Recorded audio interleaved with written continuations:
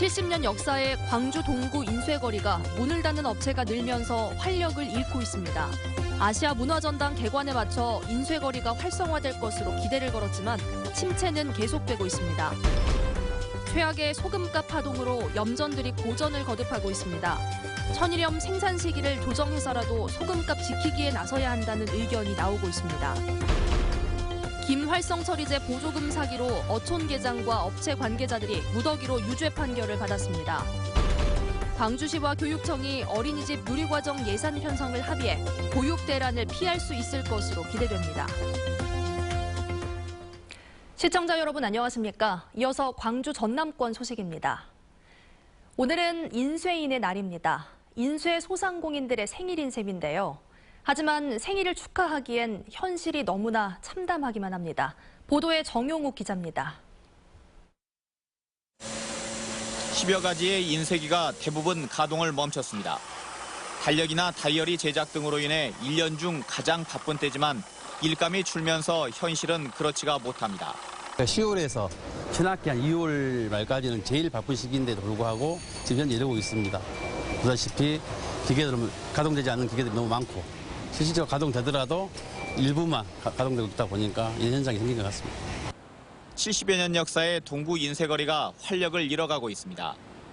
각종 홍보 전단지가 앱이나 인터넷으로 대체되고 있고 큰 고객인 관공서도 자체 인쇄를 많이 하면서 폐업이나 이전하는 곳이 늘고 있습니다. 동구 지역의 인쇄소 수는 3년 전보다 25% 이상 줄었고 남아있는 곳도 5인 미만의 영세업체가 많습니다.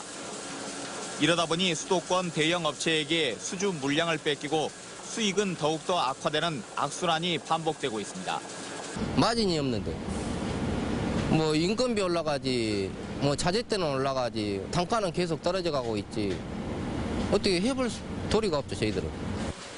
아시아 전당 개관과 함께 인쇄 거리도 부활을 기대했지만 전당 주변 활성화 사업에서 제외되는 바람에 침체가 가속화되고 있습니다.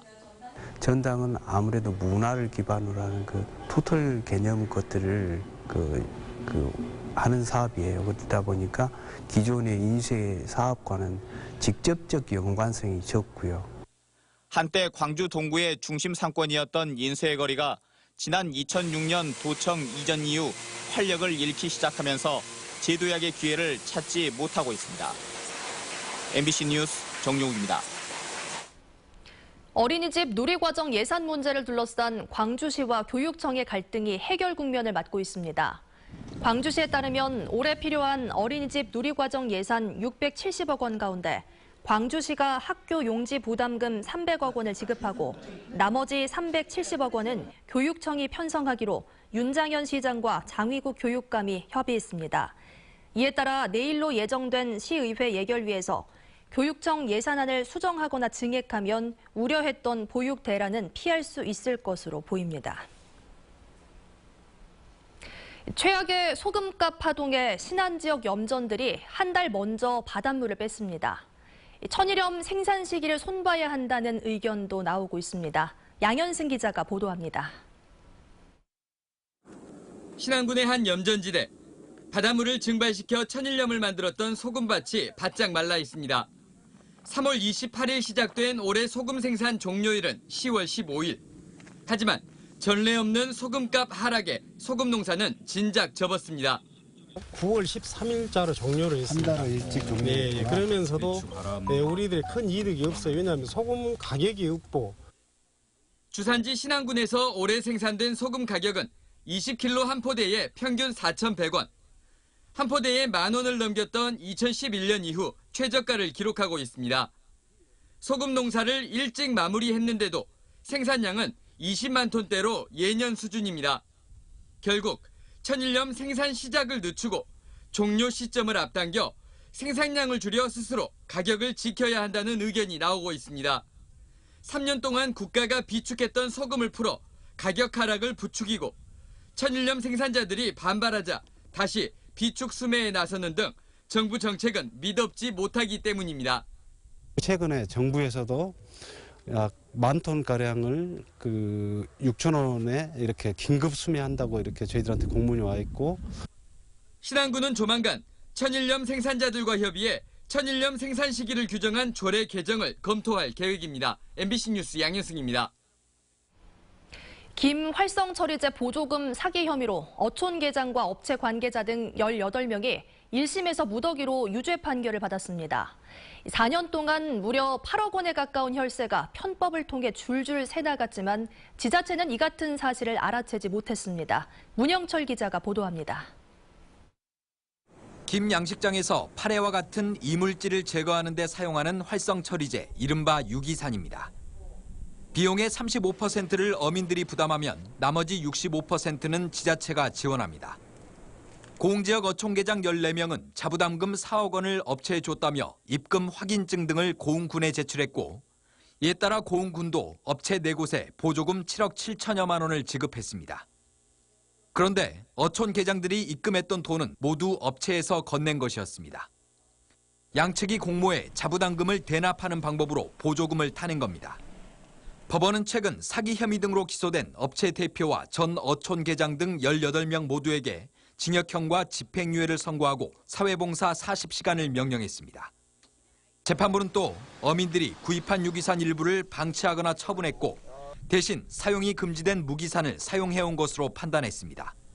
어촌계장들은 억울하다는 입장입니다. 어촌 기원들한테 부담을 안 가는 범위에서 하려다 보니까 이런 상황이 났는데 저희들이 뭐 알고 하는 것도 아니고 보조금을 저희들이 골라먹은 것도 아니고. 어민들과 업체의 공모는 지난 2010년부터 2014년까지 무려 4년 동안 이어져 왔습니다. 이번 사건과 관련해 재판부는 관리 감독을 철저하게 하지 못한 고흥군에도 일부 과실이 있다고 지적했습니다. MBC 뉴스 문형철입니다. 광주지검 순천지청은 특정범죄 가중처벌법상 뇌물수수 혐의로 광양세관 직원 49살 김모 씨를 구속했습니다. 검찰에 따르면 김 씨는 지난 2014년 보세 화물과 관련해 편의를 제공하는 대가로 광양항에 있는 한 창고업체 대표에게 현금 1,000만 원을 받아 챙긴 혐의를 받고 있습니다. 이와 함께 검찰은 김 씨가 자신의 처조카를 해당 업체에 취업시킨 뒤 급여 명목으로 2년 동안 7,800여만 원을 수수하고 업체 명의로 빌린 고급 승용차를 이용한 혐의에 대해서도 수사를 벌이고 있습니다. 시내버스 정비원이 차량 안에서 숨진 채 발견돼 경찰이 수사에 나섰습니다. 광주 광산경찰서에 따르면 어제 새벽 5시쯤 광주시 광산구 평동의 한 시내버스 차고지에 주차된 버스에서 정비원 58살 최모 씨가 의자에 앉아 숨져 있는 것을 동료가 발견했습니다. 경찰은 막차 성능 검사를 마치고 숙소로 돌아갔던 최 씨가 새벽에 다시 버스로 돌아왔다가 갑자기 숨진 것으로 보고 부검을 통해 과로사 여부 등을 조사할 방침입니다.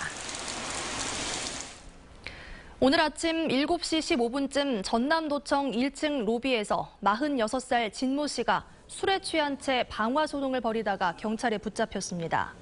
진 씨는 술집에서 술을 마시다가 옆자리 일행들이 싸우는 것을 목격하고 경찰에 신고했지만 경찰이 제대로 수사하지 않는다며 전남도청 1층 로비에 휘발유를 뿌리고 죽겠다며 소동을 벌이다 출동한 경찰에 붙잡혀 조사를 받고 귀가했습니다. 홀로 자전거를 타기 힘든 시각장애인들이 텐덤 자전거를 활용해 비장애인들과 아름다운 동행을 했습니다. 사회복지법인 광주 영광원은 시각장애인과 자원봉사자 등 150여 명이 참가한 가운데 1박 2일로 2바퀴로 달리는 사랑 행사를 열었습니다. 이들은 장애인과 비장애인이 함께 탈 수 있는 2인용 자전거인 텐덤 사이클을 타고 112km 구간을 무사히 완주했습니다. 전라남도가 앞으로 1년 동안 부정청탁과 금품 등 수수 금지에 관한 법률 시행에 따른 수산 분야 영향과 피해를 조사 분석합니다. 조사 대상은 전남 14개 시군, 65개 수산물 가공, 유통, 요식업체와 13개 지구별 수협의 주요 수산품 판매 동향이고 명절에는 선물 상품을 중점적으로 관찰할 계획입니다. 전라남도는 주요 선물 품목인 굴비와 전복 등에 대한 영향을 분석하고 예측해 청탁금지법 대응 자료로 활용할 방침입니다.